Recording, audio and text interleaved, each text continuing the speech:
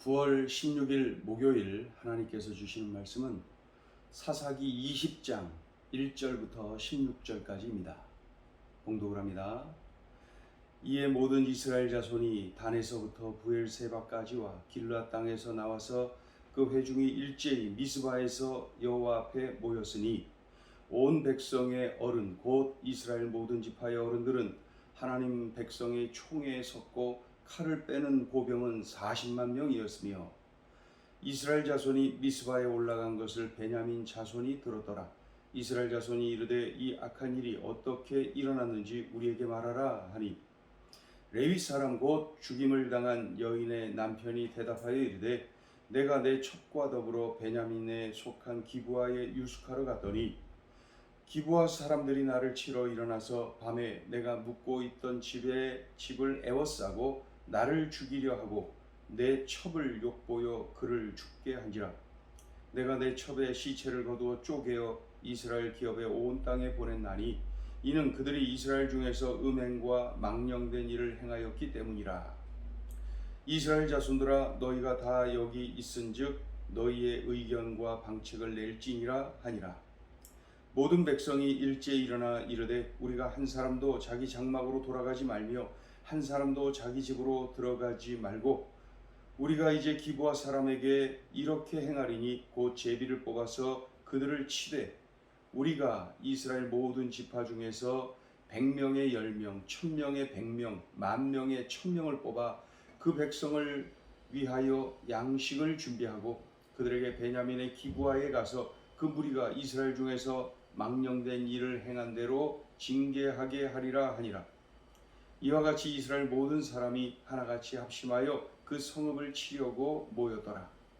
이스라엘 지파들이 베냐민 온 지파의 사람들을 보내어 두루 다니며 이르기를 너희 중에서 생긴 이 악행이 어찌 됨이냐. 그런즉 이제 기브아 사람들 곧 그 불량배들을 우리에게 넘겨 주어서 우리가 그들을 죽여 이스라엘 중에서 악을 제거하여 버리게 하라 하나 베냐민 자손이 그들의 형제 이스라엘 자손의 말을 듣지 아니하고 도리어 성읍들로부터 기브아에 모이고 나가서 이스라엘 자손과 싸우고자 하니라. 그때에 그 성읍들로부터 나온 베냐민 자손의 수는 칼을 빼는 자가 모두 26,000명이요 그 외에 기브아 주민 중 택한 자가 700명인데 이 모든 백성 중에서 택한 700명은 다 왼손잡이라. 물매로 돌을 던지면 조금도 틀림이 없는 자들이었더라. 베냐민 지파의 땅 기브아에서 있었던 레위인 첩 성폭행 사건, 아주 비극이었죠. 그 땅의 불량배들이 그 여인을 그 밤새 성폭행하여서 결국 죽게 만들지요. 그러자 남편인 이 레위인이 시신을 자신의 집으로 가져가서 12토막을 내어서 이스라엘 12지파에 각각 보냅니다. 베냐민 지파 기브아 사람들을 복수해달라. 나의 첩을 이렇게 성폭행을 하여서 결국 죽게 만들었다. 이제 그런 내용이죠. 이로 인하여서 이스라엘 12지파가 온통 분노합니다. 그로 인하여서 이스라엘 백성이 사건의 진의를 파악하기 위해서 미스바에 다 같이 모입니다. 이 자리에 베냐민 지파를 제외하고 나머지 지파가 모였는데 그 수가 특별히 그 군사들이 40만 명이 결집합니다. 그러니까 그 군사가 40만 명이 모였다고 하니 대단한 거죠. 1절 2절 한번 읽어보죠. 1절 2절. 이에 모든 이스라엘 자손이 단에서부터 브엘세바까지와 길르앗 땅에서 나와서 그 회중이 일제히 미스바에서 여호와 앞에 모였으니 온 백성의 어른 곧 이스라엘 모든 지파의 어른들은 하나님 백성의 총회에 섰고 칼을 빼는 보병은 40만 명이었으며, 그 보병 칼을 빼는 그 군사들이 40만 명이나 모였다고 하니 정말 대단한 것입니다. 그 정도로 이 사건이 크게 아주 그냥 그 영향을 끼쳤고 온 이스라엘 백성들을 분노하게 만든 그러한 사건이 되었어요.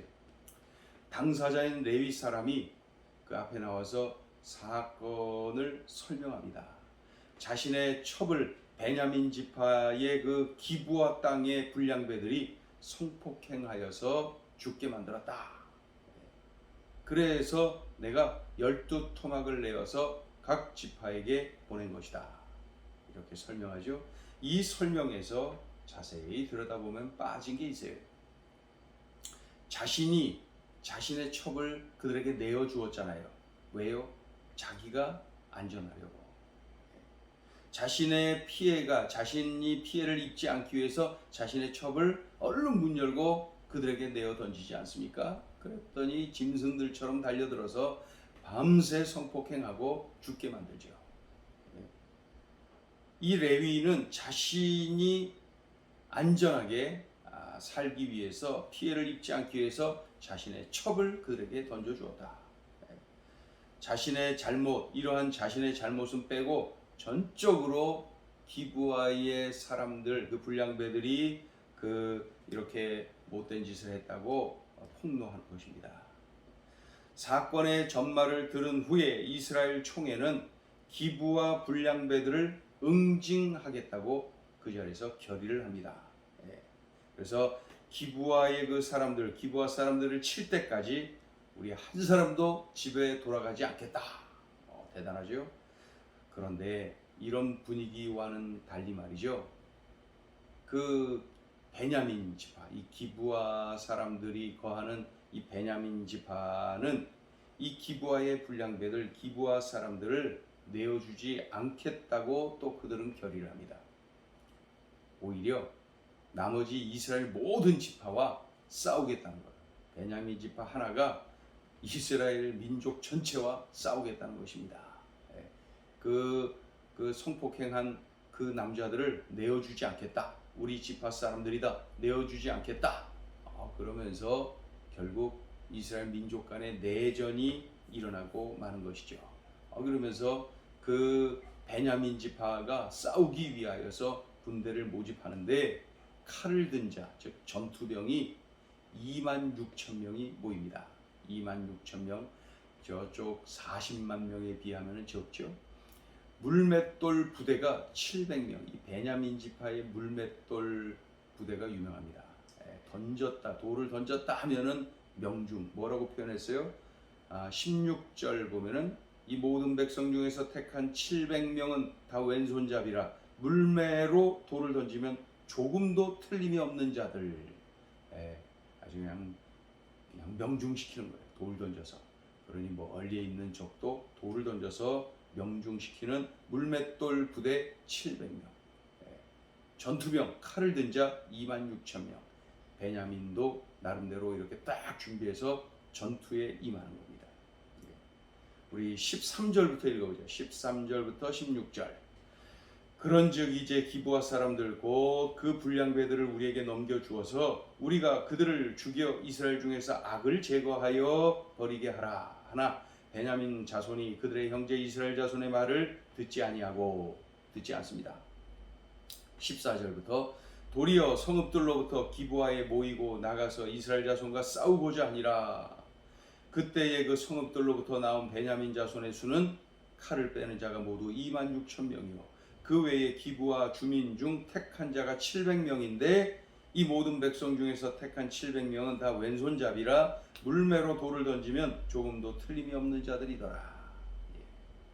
자, 이스라엘 민족이 동족 간의 내전이 일어나고 말았습니다. 베냐민 지파 하나, 베냐민 지파가 큰 지파도 아니고 그 베냐민 지파 하나를 향하여서 모든 지파가 이제 전쟁을 하게 되는 것이죠. 자, 오늘 주시는 메시지입니다. 첫째, 한 사람이 한 민족을 혼란에 빠뜨릴 수 있다. 레위인 한 사람, 자세히 보니까 도대체 이 사명감 없는 레위인, 말씀을 떠난 레위인, 영적으로 타락한 레위인, 보세요. 영적으로 타락했기 때문에 그가 성적으로 타락하고 물질적으로 타락하고 이 도덕적으로 타락한 사람이 보니까 첩을 두었지요. 레위인이 첩을 두었어요. 또 종을 두었죠. 물질로 타락했다는 거예요. 축적했다는 거예요. 물질로 부정한 방법으로 물질을 모았다는 거예요. 첩을 두었어요. 물질이 있기 때문에 가능했고 또 이 그 성적으로 타락한 거죠. 나귀를 2마리나 두었다 그랬어요. 물질이 그렇게 있었던 겁니다. 첩을 두고 종을 두고 나귀를 2마리나 두고 이 레위인이 이렇게 되어 있다는 것은 타락했다는 거예요. 영적으로 타락하니까 도덕적으로 이렇게 타락했던 것이죠. 자신이 안전하기 위해서 자신의 첩을 기부와 불량배들에게 내어주었죠. 문 열고 얼른 내던지고 문을 닫아버리죠. 그로 인하여서 밤새 그 여인이 성폭행당하여서 결국 새벽에 죽게 되지요. 그러니까 자기가 아침이 돼서 이제 자신의 집으로 돌아갈 때에 시신을 발견하고 나귀에 태우고 자기의 집으로 돌아가죠. 그런 다음에 12토막을 내어서 12지파에 보냈다. 결국 그로 인하여서 민족의 내전이 일어나고 만 것이죠. 그러니까 이 한 사람 레위인의 타락으로 인하여서 이런 일이 발생하게 된 것이죠. 이 레위인 한 사람으로 인하여서 이스라엘 전체가 혼란에 빠지게 된 겁니다. 그러니까 말씀의 사람 한 사람, 기도의 사람 한 사람은 민족을 살릴 수가 있지만은 반대로 말씀을 떠난 사람, 타락한 사람, 기도를 놓친 사람, 그 사람 한 사람이 한 민족을 혼란에 빠뜨릴 수가 있다. 오늘 이 한 레위인의 모습이 그 모델입니다. 한 사람이 중요합니다. 한 사람이 중요합니다. 한 사람이 중요합니다. 한 민족을 살리는 한 사람이 되어야지 한 민족을 혼란에 빠뜨리는 한 사람이 되어서는 안 됩니다. 우리들이 민족을 살리는 한 사람, 모든 일을 유익하게 하는 한 사람, 하나님의 마음을 시원하게 해드리는 한 사람, 그 한 사람이 되어야 됩니다. 자, 둘째 주시는 메시지입니다. 감정과 편견이 한 민족을 혼란에 빠뜨린다. 이스라엘 총회는 레위인이 첩을 취한 것, 종을 취한 것 전혀 문제 삼지 않아요. 그게 문제의 근원인데 문제 삼지 않아요. 또 기브아의 불량배들이 속한 베냐민 지파를 이 총회에 부르지 않아요. 이 총회에 불러서 그들이 말을 하도록 변호를 하도록 했어야 되는데 그렇지 아니하고 부르지들 않아요. 아예 나머지만 다 모여갖고 결의를 하는 거죠. 그러니까 지나치게 감정적이고 편파적이었구나. 이스라엘 총회가 감정적이고 편파적이었구나 알 수가 있죠. 잘했든 못했든 저쪽 이야기도 들어야 되거든요. 양쪽을 다. 당사자인 레위인 이 한 사람의 말, 이 한 편의 말만 듣고 바로 결정을 내리는 것 좀 보십시오. 기브아 사람들을 치자, 전쟁을 하자, 그 사람들을 치기 전에는 집에 돌아가지 말자. 너무나도 감정적이고 편견이 가득한 그들의 모습을 볼 수가 있습니다. 결국 이스라엘이 내전을 겪습니다. 큰 혼란에 빠지고 맙니다. 그로 인하여 수많은 사람이 죽어요. 자, 나는 어떻습니까? 나는 때로 이렇게 감정적으로 판단하고 편견을 가지고 판단하고 바라보고 결정을 내리고 이런 것은 아닙니까? 감정적이고 편견을 가지고 생각하고 판단을 내리고 결정하고 행동하고 이 얼마나 참 무모한 일이고 나쁜 결과를 가지게 되지 않습니까? 우리들이 명심해야 됩니다. 감정과 편견을 넘어서 분별력을 가져야 된다. 올바른 분별력을 가져야 된다. 지혜 아닙니까? 지혜. 그래서 이 레위인이 잘했든 못했든 그런 걸 떠나서 오늘 이 이스라엘 총회의 모습을 보는 거예요. 너무나도 감정적, 너무나도 편견을 가지고 편파적이에요. 그러다 보니까 결국 공동체가 혼란에 빠지는 모습을 볼 수가 있습니다. 우리들이 그런 상황에서 하나님께 지혜를 구하고 분별력, 판단력, 선택 능력을 가질 줄 알아야 되는 것이죠. 오늘 주신 말씀 명심하여서 내 삶 속에 잘 적용하고 그렇게 살아내야 되겠습니다. 기도합니다. 하나님, 한 사람이 중요합니다. 그 한 사람으로 인하여 한 민족이 혼란에 빠지는 모습을 봅니다. 또한 그 공동체가 편견과 감정에 사로잡혀서 참으로 편파적이고 감정적인 결정을 내리는 것, 그리하여서 민족이 혼란에 빠지는 모습 볼 수가 있습니다. 하나님 아버지, 오늘 주신 말씀 명심하여서 우리가 더욱더 성숙한 믿음의 눈을 가진 하나님의 자녀들로 서게 도와주시고, 주신 말씀을 내 삶에 잘 적용하고 구체적으로 적용하고 살아내게 하여 주옵소서. 예수님의 이름으로 기도 올리옵나이다. 아멘.